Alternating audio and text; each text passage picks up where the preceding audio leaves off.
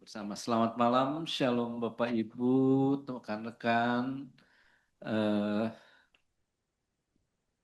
jemaat GRI yang dikasihi Tuhan. eh, Kuat dan tangguh bersama sesuai tema ini, kesaksian yang bisa saya dan Ibu Gina di bawah ya. Eh, Beliau nyimak lewat apa namanya melalui Zoom. Eh, Memang seharusnya begitu, khususnya keluarga, ya. Yang namanya keluarga kan couple gitu ya, berdua suami dan istri baru namanya keluarga. Tentunya kalau ada anak ya dengan anak-anak gitu. Tapi yang dibilang keluarga pada umumnya adalah ya suami istri, khususnya pada malam hari ini sesuai dengan apa namanya ibadah pasutri dan dewasa muda ya. Eh, Kalau yang belum menikah, ya tentunya baik sekali mengikuti ibadah-ibadah seperti ini karena mau nggak mau, suka nggak suka gitu ya, kamu nanti eh, ya mungkin ada yang spesial nggak menikah karena memang Tuhan menghendaki mereka nggak menikah, tapi pada umumnya eh, akan menikah sehingga ketika kamu orang masuk ke dalam dunia keluarga itu, jadi sudah paling tidak oh ada ngerti apa namanya permasalahan-permasalahan dalam keluarga suami dan istri dan anak-anak gitu ya. Nah sesuai dengan tema juga malam hari ini kuat dan tangguh, eh, sesuai dengan tadi disampaikan bahwa memang keluarga suami istri eh, yang sudah Tuhan tunjuk, tentukan ya harus saling support, dukung mendukung ya di dalam eh, setiap apapun yang ada di dalam kehidupan, khususnya berjemaat gitu. Kuat dan tangguh di dalam keluarga ya, kuat dan tangguh eh, dalam keluarga atau di dalam keluarga ya, dalam keluarga ya, kuat dan tangguh ya, saling mendukung sudah pasti. Lebih baik eh, dua orang mendukung dibanding sendiri-sendiri gitu ya. Misalnya kayak ngangkat berat, ngangkat sesuatu yang berat, kita angkat sendiri, tentunya barang berat kalau diangkat berdua jadi lebih ringan gitu ya. Demikian juga dengan persoalan-persoalan yang ada, permasalahan yang kerap timbul di dalam keluarga, baik hubungan suami istri maupun eh, orang tua dengan anak-anak pasti ada. Nah, eh, bagaimana jadi kuat? Tentunya eh, ada beberapa variabel ya yang bisa menentukan atau bisa mendukung keluarga itu menjadi kuat. Contohnya kalau apa namanya ada permasalahan bisa didiskusikan masing-masing mendoakan eh, bagaimana bisa mencari jalan keluar dari permasalahan yang ada. Permasalahan ini kan bukan hanya eh, misalnya ada masalah antara suami dan istri gitu ya mengenai hubungan, tetapi banyak permasalahan di dalam keluarga, anak-anak ya menentukan bagaimana masa depan anak-anak, merencanakannya dan lain-lain. Juga hal-hal sehari-hari, bagaimana kita juga kalau ada masalah itu ya kita komunikasikan bersama, nggak di sendiri-sendiri gitu ya. Jadi em, baiknya memang keluarga Kristen khususnya bisa saling mendukung ya, terutama misalnya eh, pelayanan di gereja gitu ya, em, harus didukung harus didukung. Gitu, kalau tidak jadi malah jadi permasalahan sendiri gitu ya. Misalnya pasangannya mau ke gereja, yang satu nggak mau gitu. Kalau kecuali misalnya ibadah wanita ya suaminya nggak usah ikut lah gitu ya. Tapi kalau ibadah-ibadah yang umum baiknya memang bersama-sama ya gitu. Itu salah satu support bagi pasangan. Dalam hal apa namanya di dalam rumah, dalam hal apapun. Mungkin saya bisa memberikan sedikit kesaksian mengenai bagaimana ketika saya sakit eh, dari beberapa teman-teman mungkin sudah tahu lah ya, saya pernah kena kanker getah bening stadium 3A, di mana eh, pengobatan pada saat itu eh, cukup lama ya. Saya kemo itu hampir 1 tahun. Belum lagi sebelum saya tahu kena cancer, apa pengobatan yang kita lewati waktu demi waktu ya. Eh, itu saya merasa bahwa saya itu disupport sama keluarga, khususnya istri. Nggak pernah sekalipun saya ditinggalkan gitu, maksudnya eh, setiap kemo itu dulu berapa ya, 3 minggu sekali. Jadi ketika waktu kemo itu saya selalu didampingin sama Bu Gina, dan Bu Gina nggak pernah meninggalkan ah, ketika misalnya saya kemo dengan durasi waktu 3 hari 4 hari. Nah 3 hari 4 hari dia selalu ada di samping saya. Gitu, dia ngelepasin segala kegiatannya untuk benar-benar merawat saya, dan itu sangat sangat menolong ya, karena eh, salah satu faktor penentu kita kuat itu ya dari pasangan ya. Saya yakin, saya percaya Bu Gina dalam mendampingi saya, dia terus berdoa, mendoakan saya, kesembuhan saya, minta Tuhan juga kasih kekuatan kepada saya, karena eh, memang kanker itu nggak enak banget gitu ya. Jadi eh, ya saya melalui itu eh, dengan didampingi oleh pasangan, sehingga salah satunya itu membuat faktor saya menjadi lebih kuat gitu ya. Dan dari rekan-rekan hamba-hamba Tuhan yang banyak mendoakan, dari gereja setiap minggu didoakan, itu membuat saya juga jadi lebih kuat gitu ya. Karena salah satunya saya yakin bahwa doa orang benar besar kuasanya gitu ya.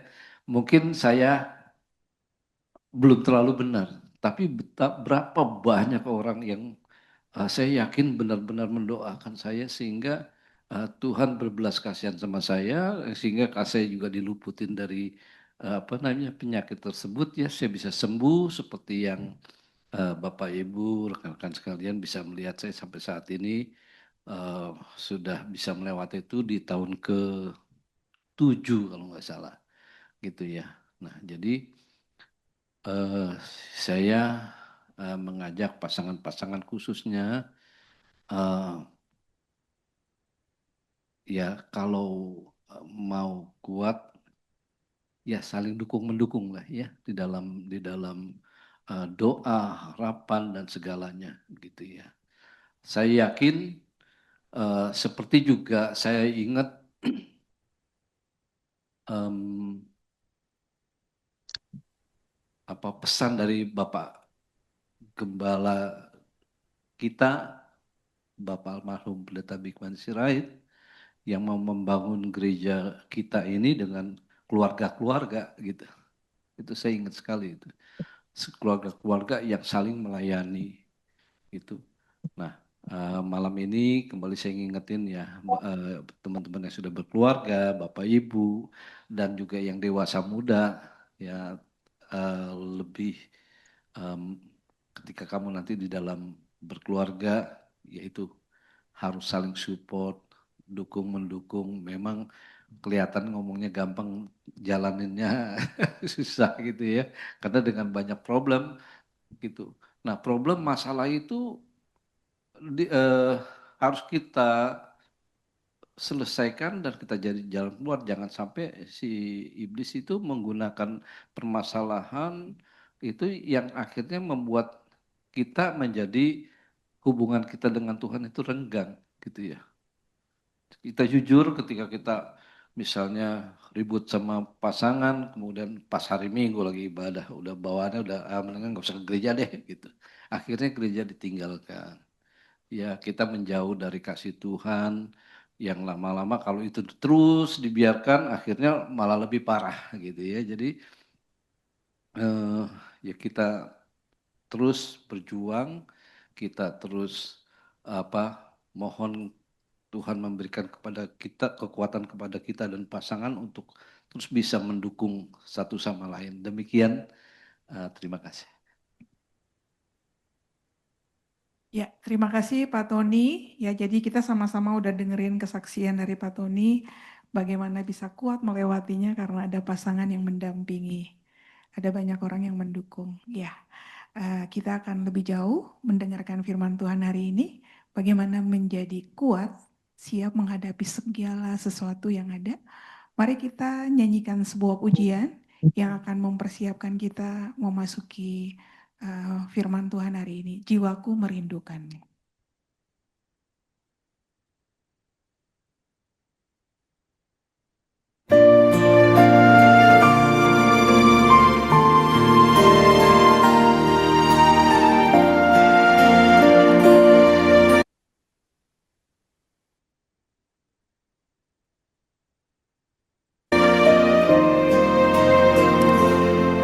Jiwaku merindukanmu, ya Allah.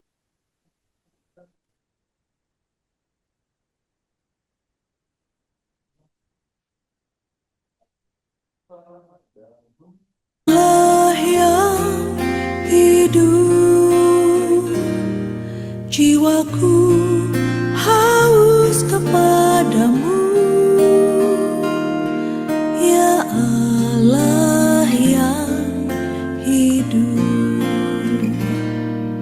Jiwaku merindukanmu,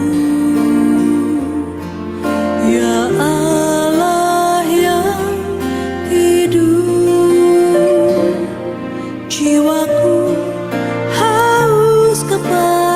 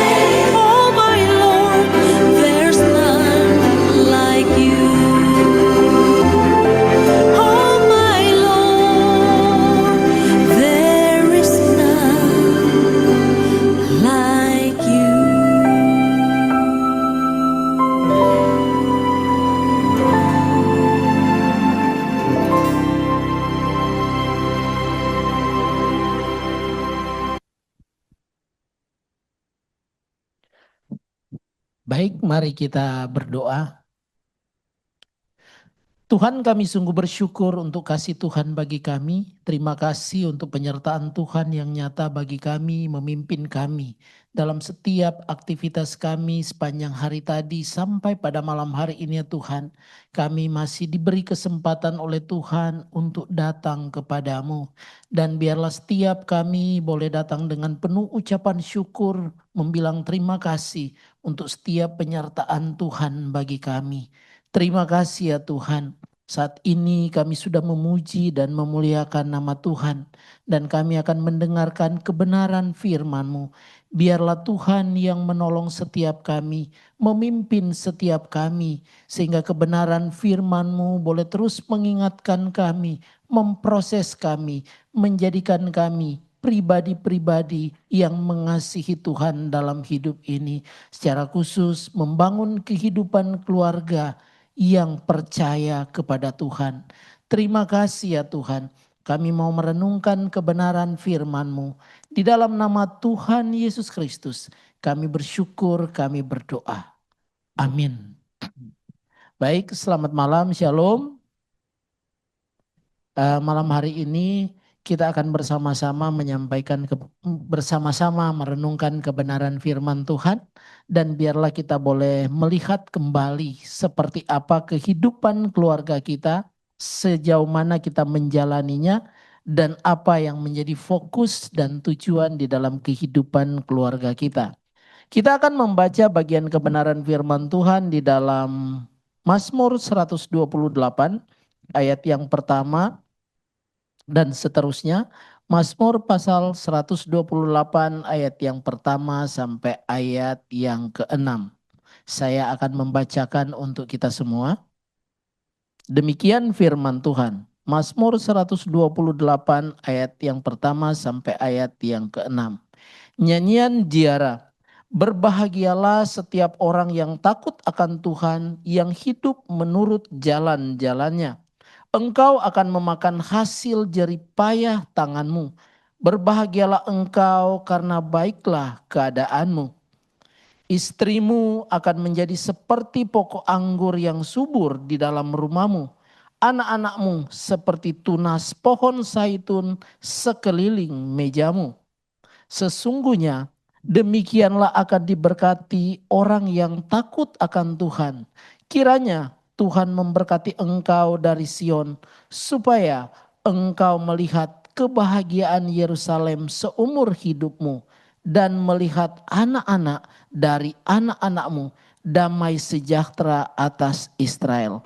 Kemudian satu ayat lagi yang kita akan baca di dalam Kolose pasal yang ketiga ayat yang ke-14. Kolose pasal yang ketiga ayat yang ke-14 dikatakan demikian. Di atas semuanya itu kenakanlah kasih sebagai pengikat yang mempersatukan dan yang menyempurnakan. Bapak Ibu Saudara yang kekasih di dalam nama Tuhan Yesus Kristus, hari ini kita akan belajar bersama-sama ketika kita berbicara tentang kuat dan tangguh bersama. Maka ada banyak hal yang terjadi di dalam kehidupan kita yang justru seringkali jauh dari kekuatan, jauh dari ketangguhan yang kita alami atau yang kita jalani. Maka dari sini kita bisa belajar dan kita bisa melihat secara umum. Ketika kita berbicara tentang pribadi kita, maka kita tahu dan kita sadar bahwa kita itu semua lemah. Manusia itu adalah makhluk yang sangat lemah. Maka untuk bisa menjadi kuat, untuk bisa menjadi tangguh, itu bukanlah sesuatu yang mudah untuk kita gapai, sekalipun secara umur kita semakin beranjak menjadi dewasa, bahkan sampai pada usia yang dikatakan usia lanjut. Kemudian hal yang kedua, kita harus mengingat bahwa secara umum pribadi itu atau kita sendiri hidup seringkali suka berubah-ubah atau pelin-pelan. Dalam artian seringkali hari ini kita mengatakan saya harus beribadah, tetapi ketika harinya kita nggak beribadah. Saya mengatakan bahwa saya mengasihi istri saya, tetapi malah kata-kata yang tidak tepat keluar dari mulut kita terhadap pasangan kita. Jadi suka berubah. Dan itulah yang menjadi gambaran kehidupan manusia.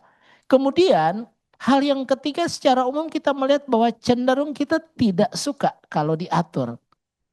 Sebagai pribadi, sebagai pasangan, seringkali kita nggak suka kalau diatur sama teman kita, sama pasangan kita. Ah, apaan sih kamu ngatur-ngatur saya? Kayak saya nggak tahu aja. Saya ini udah dewasa. Saya ini sudah kuat kok. Tanpamu juga aku bisa. Nah, itu seringkali terjadi di dalam kehidupan kita. Dan pada umumnya kita mengalami sikap atau suka dengan sikap-sikap yang kita nggak mau ditegur atau dinasehati oleh orang lain. Kemudian secara umum setiap pribadi itu memiliki bibit egois atau sombong, suka menang sendiri dan berpikir dengan dia, keputusan dia, pemikiran dia, itulah yang paling benar. Apa yang dia lakukan itulah yang paling tepat. Yang lain cukup mengikuti. Maka di dalam kehidupan pasangan atau di dalam kehidupan keluarga, sikap-sikap ini seringkali muncul di dalam perjalanan hidup rumah tangga kita. Maka kalau kita melihat secara umum, ada banyak hal yang sering terjadi, ada banyak hal yang sering kali kita lakukan yang membutuhkan perubahan. Maka kita melihat secara khusus bahwa manusia itu secara khusus setiap kita atau setiap pribadi kita itu butuh pertolongan. Butuh pertolongannya sudah seperti yang disampaikan oleh Bapak Tony tadi, bagaimana ketika dalam situasi yang memang enggak mudah, tetapi karena ada pasangan, ada ibu yang selalu mendampingi, itu menjadi sebuah kekuatan ekstra sehingga bisa menghadapi, bisa menjalani setiap apa yang terjadi. Dan itu adalah hal yang indah ketika dijalani. Kenapa? Karena kita memang butuh pertolongan dari orang lain. Kita tidak bisa berjalan sendiri. Kita nggak mampu. Mungkin hari ini kita bisa, tapi esok dan selanjutnya belum tentu kita bisa menjalaninya. Kemudian yang kedua, kita harus mengingat bahwa kita harus berani untuk berubah. Kadang kita lemah, kadang kita memang nggak kuat. Tetapi berani untuk berubah artinya kita berani untuk bersikap lebih tepat. Apalagi bersama dengan pasangan.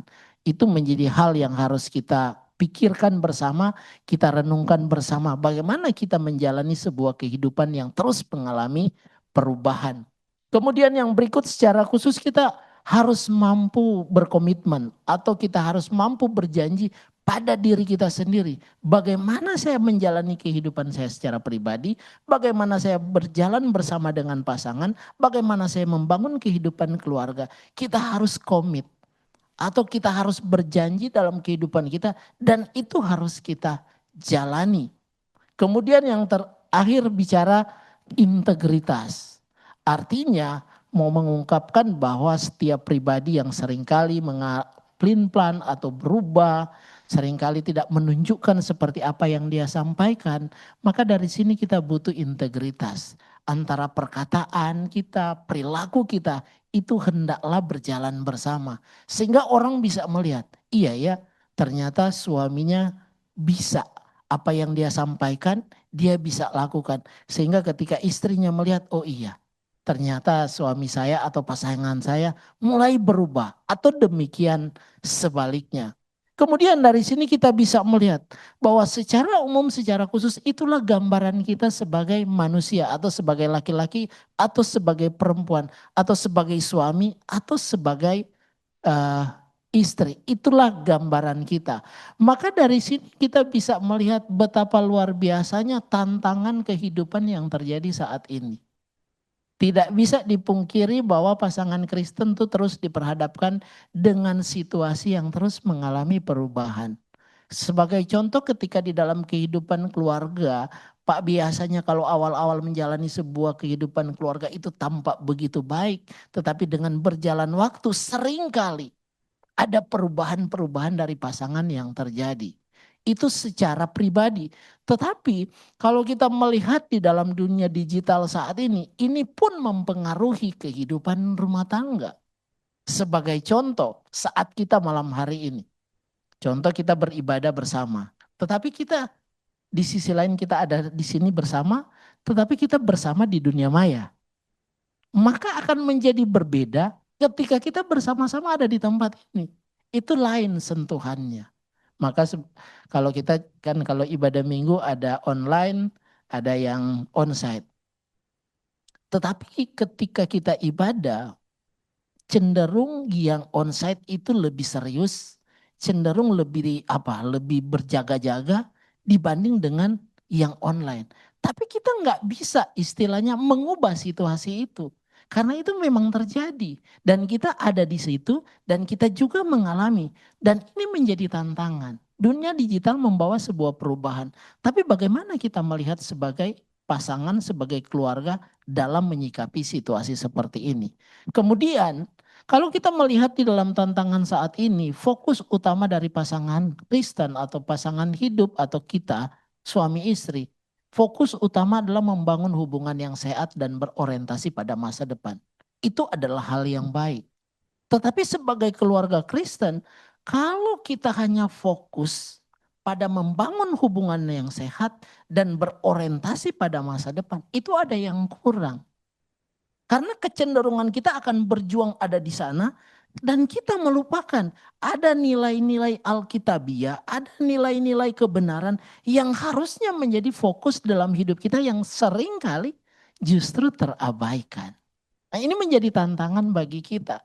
Kemudian yang berikutnya adalah tantangan kita adalah semua yang kita lakukan adalah satu tujuannya.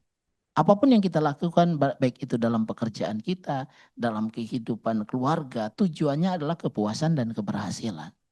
Nah ini adalah hal yang terjadi yang butuh kita gumuli bersama dan bagaimana kita melihat situasi seperti ini justru membawa kita kepada satu pijakan di mana kita harus berhati-hati. Tampaknya memang benar dan itu memang kita sedang perjuangkan. Siapa sih yang nggak ingin bersama berhasil? Siapa yang nggak ingin bersama mengalami kebahagiaan? Pasti ini kita perjuangkan bersama-sama. Maka tantangan-tantangan ini justru mengingatkan kita bahwa perubahan hidup terjadi dan bagaimana kita harus memfokuskan hidup kita sebenarnya kepada siapa dan bagaimana kita menjalaninya.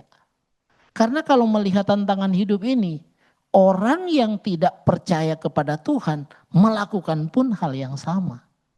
Seperti ini, bersikap seperti ini. Begitu juga dengan pasangan-pasangan muda yang akan menikah.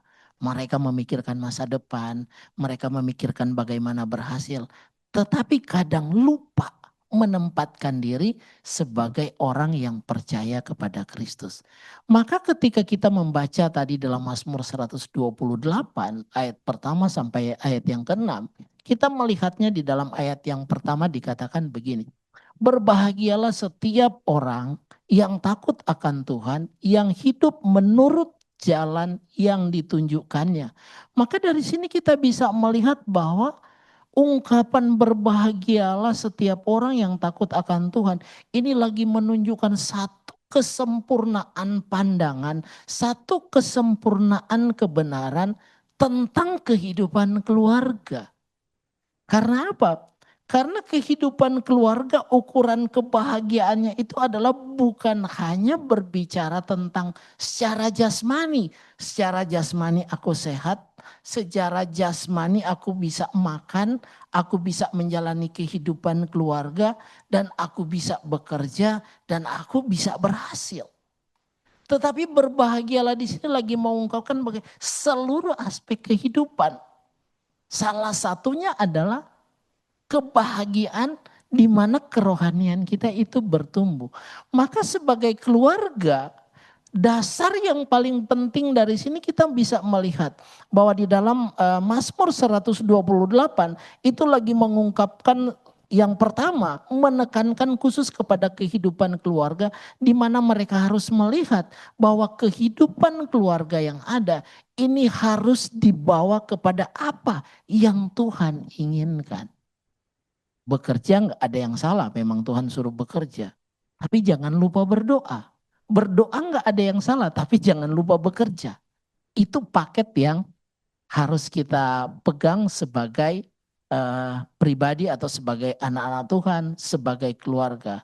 Maka Mazmur 128 mengingatkan bahwa keluarga itu menjadi sangat penting, tetapi jangan sampai keluarga ini tidak melihat bagaimana Tuhan berkarya dalam kehidupan dia. Dia hanya melihat bahwa dia mampu, dia bisa, dan dia sanggup.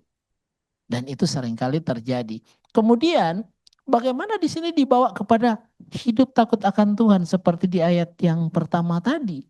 Keluarga hidup yang takut, kalau hanya suami yang takut akan Tuhan, maka tidak berimbang. Kalau hanya istri yang takut akan Tuhan, itu enggak seimbang.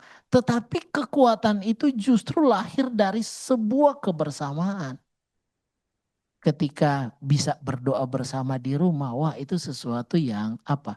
Yang sangat menguatkan pertumbuhan iman kita. Ketika kita bisa ke gereja bersama, nah itu sesuatu yang indah yang kita jalani di dalam kita membangun kebersamaan.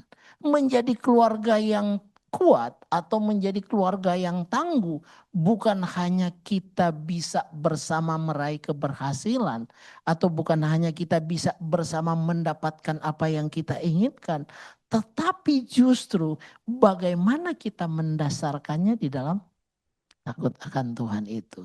Nah, takut akan Tuhan yang diungkapkan oleh pemazmur itu lagi menunjuk bukan kita takut seperti kita menghadapi musuh atau kita menghadapi pasangan yang garang.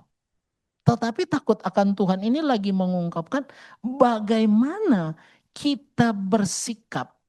Bersikap dalam artian bagaimana kita menempatkan diri kita di hadapan Tuhan itu dengan benar. Kekaguman kita itu diikuti dengan sikap kita yang benar di hadapan Tuhan. Sikap hormat, sikap kagum. Maka ketika kita mendengar firman Tuhan atau kita berdoa, kita membaca firman Tuhan, ada enggak hormat kekaguman kita pada kebenaran itu? Kalau kita menjalannya tidak dengan satu penghormatan kita kepada Tuhan, kekaguman kita akan Tuhan, sehingga kita bisa mencintai kebenaran dan kita menyukai jalannya, maka kita akan terombang-ambing di sana. Dan perjalanan kita tidak akan menjadi lebih baik. Justru kita harus melihat bahwa hal itu adalah hal yang penting. Artinya seseorang yang menghormati Tuhan atau yang beribadah kepada Tuhan, maka pasti dia akan menjalani kehidupan dalam keluarga itu lebih bijak, lebih baik. Dan itu akan menjadi sebuah kekuatan. Apalagi kalau suami istri berjalan bersama di dalam takut akan Tuhan, maka itu menjadi sebuah kekuatan yang besar untuk dia membangun kehidupan keluarganya. Untuk dia membangun kehidupan masa depannya. Dan itu memang harus diperjuangkan. Maka sikap yang tepat akan menolong kita. Akan membawa kita kepada kekuatan yang besar itu. Kemudian yang berikut adalah bahwa dasar hidup keluarga yang takut akan Tuhan itu dikatakan mereka memang bekerja keras. Dan mereka akan menikmati jerih lelahnya. Tetapi mau diungkapkan di sini, ada orang yang tidak percaya pada Tuhan, mereka juga bekerja keras loh. Bahkan mereka bisa berhasil dengan luar biasa. Tetapi ingat, Alkitab lagi mengajarkan bagaimana kekuatan kita ketika kita menjalani kehidupan ini dalam kebersamaan, di dalam takut akan Tuhan. Maka jerih lelah kita itu kita bisa nikmati. Kita bisa menikmatinya dengan baik. Artinya apa? Kita bisa menjalani di dalam usaha jerih lelah kita. Kita bisa bahagia dengan setiap apa yang kita kerjakan. Dan kita bisa merasakan kesukaan, kedamaian dengan setiap apa yang kita kerjakan. Itu bagian dari hasil jerih lelah ketika kita bekerja.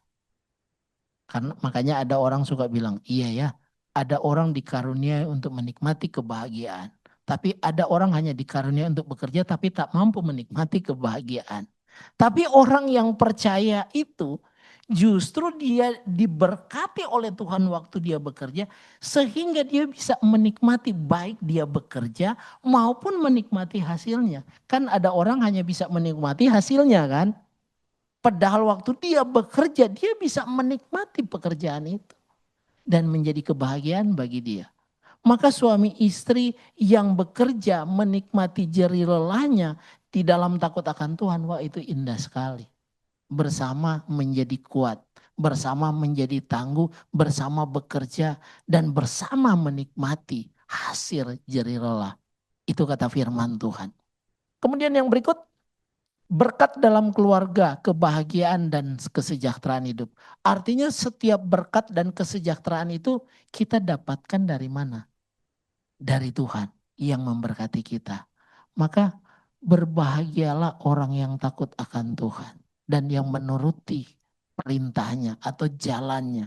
Itu adalah bagian penting dasar dari kehidupan kita untuk meraih kebersamaan yang baik, menjalaninya dengan tepat, menjalaninya dengan benar. Kemudian yang berikut kita melihat di ayat yang kita baca tadi, Kolose 3 ayat 14 dikatakan demikian. Dan di atas semuanya itu kenakanlah kasih sebagai pengikat yang mempersatukan dan menyempurnakan. Biasa orang kalau mau menikah suka di undangannya suka mengutip ayat ini. Padahal ayat ini kalau kita naik ke atas ayat-ayat sebelumnya, ini adalah konteks di mana Paulus lagi berbicara tentang manusia baru. Atau lagi berbicara tentang orang yang percaya kepada Tuhan. Manusia baru berarti ada lamanya dong sebelumnya. Maka manusia lamanya itu dia harus tinggalkan. Sekarang dia mengenakan manusia baru sebagai orang yang percaya. Baru kalau kita membaca di Kolose pasal 3, ternyata manusia lama yang harus kita tinggalkan tuh banyak sekali. Dan cenderung ada yang banyak itu kadang masih menyatu dengan kita. Sedikit yang berkurang. Tetapi itu harus dibuang. Termasuk dikatakan cara pandang kita terhadap sesama dan bagaimana kita memperlakukan sesama. Kita nggak punya kekuatan apa-apa kalau kita tidak punya kasih itu. Kita akan lemah. Karena contoh, ketika orang membicarakan tentang kita apalagi memfitnah kita, sulit bagi kita untuk menerima dia. Sulit bagi kita untuk mengampuni. Nggak punya kekuatan apa-apa. Tetapi kekuatan kita adalah ketika kita sebagai manusia baru dan kita mengenakan kasih itu. Maka dikatakan di ayat yang di pasal 13 itu, kita ini adalah orang-orang pilihan Allah. Dipilih Allah, kemudian dikuduskan oleh Tuhan dan dikasihinya. Makanya pasangan hidup atau kita sebagai keluarga suami istri sama-sama mengingat bahwa kita adalah yang dipilih oleh Allah, yang dikuduskan oleh Allah, dan yang dibenarkan oleh Allah. Maka orang yang percaya, keluarga yang percaya kepada Tuhan, mau gak mau, Alkitab katakan, kenakanlah kasih itu. Kalau kita tidak mengenakan kasih itu, maka kita tetap di dalam manusia lama kita. Tapi waktu kita mengenakan kasih itu, maka itu start awal kehidupan kita sebagai manusia baru untuk apa? Membuang yang lama, mengenakan yang baru. Dan waktu dikatakan kenakanlah kasih sebagai pengikat, artinya apa? Itu yang menjadi kekuatan kita untuk bisa berkata, aku mengampunimu. Aku memaafkanmu. Dan itu apa ya? Dalam sekali ketika ungkapan ini disampaikan. Maka kita bisa belajar bersama-sama ketika dikatakan kenakanlah kasih itu. Itu adalah prinsip penting dalam hidup orang yang percaya. Kalau kita tidak memiliki sikap seperti ini, memegang prinsip ini, maka kita akan lemah. Suami istri yang tidak memegang prinsip kekristenan, nilai kebenaran ini, dia akan lemah menjalani hidupnya. Bersama pasangan aja dia bisa lemah. Apalagi bersama dengan anak-anak, apalagi dengan orang-orang yang ada di sekitar dia. Tetapi ketika Paulus mengatakan kenakanlah kasih itu, karena apa? Ini adalah hal yang paling penting yang kita harus pegang dalam hidup kita. Karena apa? Kita manusia yang baru. kita orang yang percaya, kita adalah orang Kristen, maka ini menjadi pegangan kita untuk kita menjalaninya. Ya, kadang kan dalam kehidupan keluarga kita sebagai pasangan kalau berbeda pendapat kan itu biasa terjadi. Tapi kalau sampai ada makian itu bahaya. Kita harus mengukur kembali, loh saya ini udah mengenakan kasih Allah itu atau belum. Apalagi kalau kita bertindak lebih dari hal itu kepada pasangan kita. Harusnya kita kuat malah kita jadi lemah. Karena apa? Karena kita menyadari ya Julius aja. Tidak melihat bahwa Julius itu sebagai pilihan Allah. Tidak melihat bahwa dia harus mengenakan kasih itu dan hidup sebagai manusia yang baru. Seseorang yang mampu melihat dirinya sebagai pribadi yang dipilih Allah. Dia akan mampu menempatkan dirinya untuk apa? Hidup di dalam kasih itu. Kalau enggak, berarti salah dia memahami hidup sebagai orang yang percaya. Dan yang kedua adalah kenakanlah kasih itu itulah cerminan orang yang percaya. Maka waktu kita bercermin dari perbuatan kita setiap hari, sikap kita setiap hari, kita bisa sadar kalau kita kalau bahasa kita evaluasi diri lah. Kita mengevaluasi satu hari ini apa aja sih yang saya lakukan, apa yang benar dan apa yang salah. Apa yang menyakiti orang lain dan apa yang menyenangkan orang lain. Apa yang membuat aku semakin lebih baik dan apa yang tidak. Nah waktu kita mengevaluasi, kita bisa melihat bahwa cerminan hidup orang percaya ketika dia mengenakan kasih itu akan tampak nyata. Seperti kita berhadapan di cermin, waktu kita lihat cermin, maka kita bisa tahu seperti di mana kurangnya kita, di mana ada kotor kah, di mana ada keringat dan segala macam. Demikian juga sebagai manusia yang baru, sebagai kehidup orang-orang yang percaya, dia bisa bercermin pada kebenaran dan dia tahu, oh iya, ternyata saya masih ada yang kurang. Kemudian hal yang berikut lagi dikatakan bahwa kenakanlah kasih itu karena apa? Itu menjadi dasar kekuatan dalam kebersamaan. Maka ketika kita berbeda pendapat, enggak perlu ada kata-kata makian harus keluar dalam mulut kita. Ketika kita istilahnya ada yang kita suka tetapi tidak dilakukan, tidak membuat kita harus menjadi membenci pasangan kita atau membenci orang lain atau membenci keluarga kita. Maka menjadi dasar kekuatan dalam kebersamaan adalah ketika seseorang mengenakan kasih. Sebagai contoh, kenapa dia menjadi dasar kekuatan dalam kebersamaan? Sudah pasti kita berbeda. Sudah pasti kita punya kelemahan. Sudah pasti kita punya keinginan yang seringkali berbeda. Tetapi karena kasih itu ada dalam diri kita, kita tidak mungkin melemahkan pasangan kita. Atau melemahkan orang lain dengan bersikap yang tidak tepat. Atau dengan bersikap yang salah dalam kehidupan kita. Dasar kekuatan dalam kebersamaan itu akan menjadi sebuah sebuah pegangan kita. Ketika kasih menjadi selimut dalam diri kita yang terus menghangatkan kita. Sehingga kita menjalaninya dengan begitu rupa, dengan begitu baik. Kita berhadapan dengan pimpinan kita. Kita berhadapan dengan karyawan, kita berhadapan dengan orang-orang yang ada di rumah, yang bekerja bersama, yang ada di rumah. Kita akan berbeda bersikap. Ketika kita diperhadapkan dengan masalah di dalam rumah tangga atau di dalam pekerjaan kita, maka kita selalu akan melihat kekuatan kita ketika kita mengenakan kasih itu. Tetapi ketika kasih itu kita geser, maka yang adalah kekuatan kita sendiri. Yang bertujuan adalah kepuasan kita sendiri. Kesenangan kita sendiri.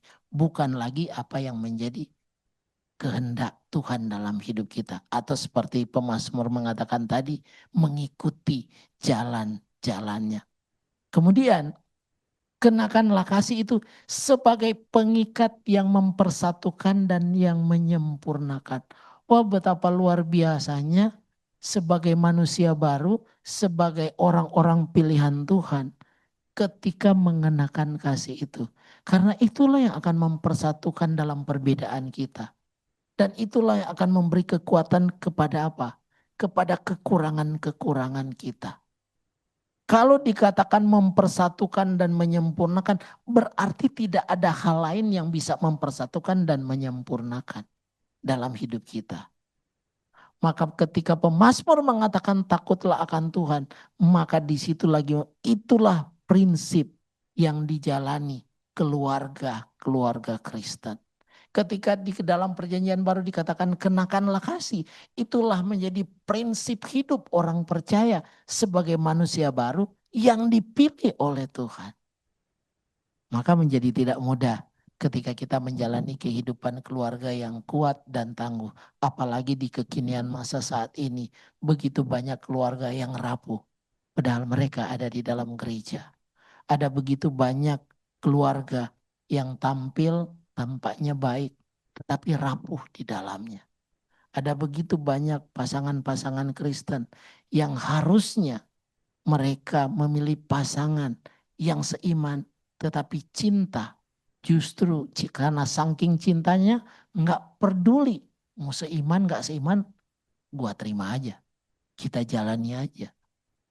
Dan seringkali ketika kita menjalani kehidupan dalam pasangan, apalagi khusus sebagai anak-anak muda yang akan masuk dalam pernikahan, kadang kita nggak mampu menjaga kekudusan dan kesucian. Sehingga kadang kita bisa jatuh, bahkan sulit untuk kita berdiri. Maka dari sini kita bisa melihat betapa rapuhnya kehidupan keluarga Kristen ketika tidak bersandar kepada kebenaran Tuhan itu sendiri.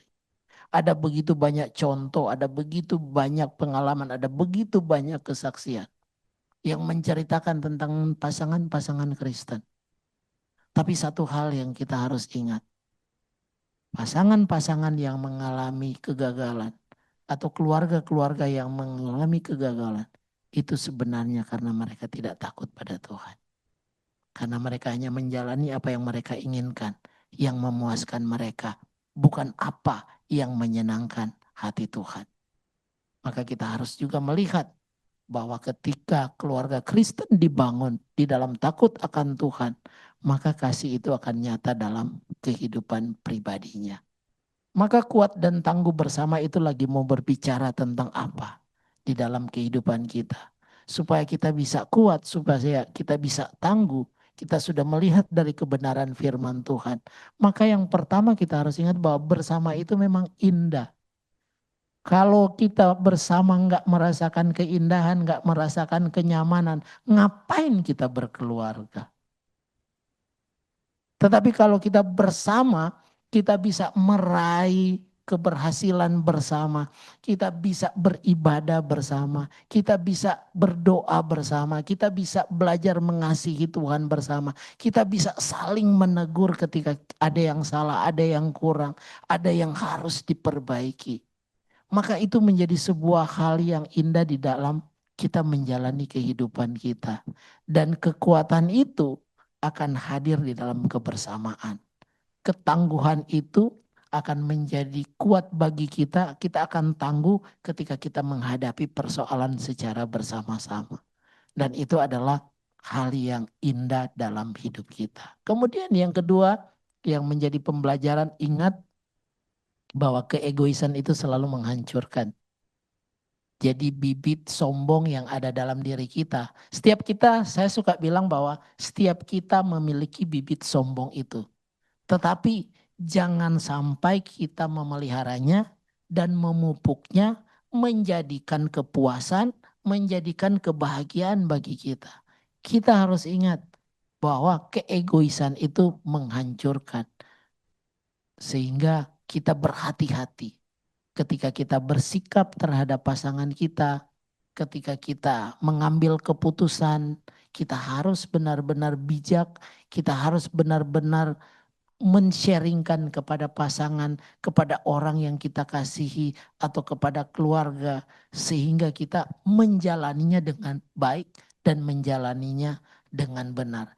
Tidak ada kekuatan, tidak ada ketangguhan ketika keegoisan itu hadir dalam hidup kita. Yang ada adalah kehancuran dan perpecahan. Jadi jangan sampai kita justru tampak mengenakan manusia baru, tetapi cenderung perbuatan kita adalah perbuatan manusia yang lama. Kita harus berhati-hati. Kemudian yang ketiga adalah kebersamaan tuh menjadi kekuatan yang saling mempersatukan dan menyempurnakan. Saya beberapa hari lalu melihat sebuah video itu khususnya yang ada di Jawa Barat, bagaimana seorang ibu dia menikah dengan laki-laki yang tunawisma, jadi nggak bisa melihat, cacat. Tapi ibu ini menikah dan luar biasa mereka menjalani sebuah kehidupan keluarga. Dan bagaimana ibu yang dalam keadaan normal dia bertanggung jawab memelihara suaminya yang enggak ibaratnya cacat. Dan di situ dikatakan sama-sama memberikan kebahagiaan. Dan yang lebih luar biasa yang terjadi adalah kedua pasangan ini dipertemukan bertemu dalam satu acara dengan gubernur Jawa Barat. Sehingga ketika bertemu maka dipanggillah ibu ini dan suaminya. Dan ditanyalah sama gubernur, kok bisa menerima pasangan yang seperti ini? Dia mengatakan padahal dari iman mereka bukan orang yang percaya pada Tuhan. Tapi di sini digambarkan dia menerimanya karena memang dia mengasihinya. Kan sulit mengasihi yang cacat. Tapi kok bisa ada hati yang begitu luar biasa menerima kenyataan ini. Dia bisa bersama, hidup bersama, bekerja bersama, membangun kehidupan keluarga bersama. Maka singkat cerita KDM itu bilang begini. Sikapmu yang mulia itu membuat aku gak bisa untuk menolak melakukan sesuatu yang baik muatmu. Dan yang dia lakukan apa? Saat itu juga dia bilang, aku akan menolongmu dengan memberikan uang 100 juta untuk menolong keluarga dengan bisa berbuat usaha dan segala macam untuk kehidupan keluarga. Tetapi yang diungkapkan bukan masalah nilai uang itu, tapi bagaimana melihat pribadi yang bisa menerima kelemahan dan kekurangan dari orang lain, tapi dan juga mau bersama dengan orang yang seperti itu. Itu merupakan hati yang luar biasa. Menerima sesuatu yang tidak mudah, tetapi dia bisa menerimanya, menjalaninya dengan sebuah ketekunan. Sehingga dia mendapatkan penghargaan. Itu dalam kacamata manusia. Apalagi di kalangan kita sebagai orang yang percaya. Pasti pasangan kita punya kekurangan. Pasti pasangan kita punya kelemahan. Tapi jangan sampai kekurangan kelemahan itu justru menjadi tembok pemisah buat kita. Tetapi biarlah itu menjadi satu bagian yang terus kita perbaiki bersama. Sehingga apa? Sehingga kekuatan kebersamaan itu menolong kita untuk bisa saling menerima, saling mengasihi satu dengan yang lain. Dan yang terakhir, takut akan Tuhan, dasar kekuatan kasih yang sempurna. Ada banyak keluarga yang tampak kuat, yang tampak tangguh dalam dia menjalani kehidupannya. Tetapi Alkitab mengatakan ketangguhan dan kekuatan itu ada di dalam keluarga yang takut akan Tuhan. Artinya apa? Dia bukan hanya tangguh secara jasmani dari segi penghasilan dia, tetapi dari segi imannya dia juga berdiri kokoh, dia juga hebat, dan dia juga hidup di dalam iman. Maka suami, istri atau pasangan yang takut akan Tuhan, itulah yang menjadi dasar kekuatan kasih yang sempurna. Bukan hanya terhadap keluarga kita, pasangan kita, tetapi juga itu teraplikasikan di dalam lingkungan kita, di sekitar kita. Sehingga orang bisa melihat, iya ya, ada banyak masalah yang dihadapi oleh keluarga-keluarga Kristen, tapi mereka masih bisa berbuat baik kepada orang lain. Dan itu menjadi satu cerminan bahwa kita mengenakan manusia baru. Atau sebagai orang percaya yang menunjukkan sikap takut akan Tuhan dan menunjukkan kasih yang sempurna yang Tuhan sudah beri bagi kita untuk dilihat oleh orang lain bahwa benar keluarga pasangan Kristen adalah keluarga yang mengasihi Tuhan, hidup takut akan Tuhan, dan hidup di dalam pertolongan Tuhan senantiasa.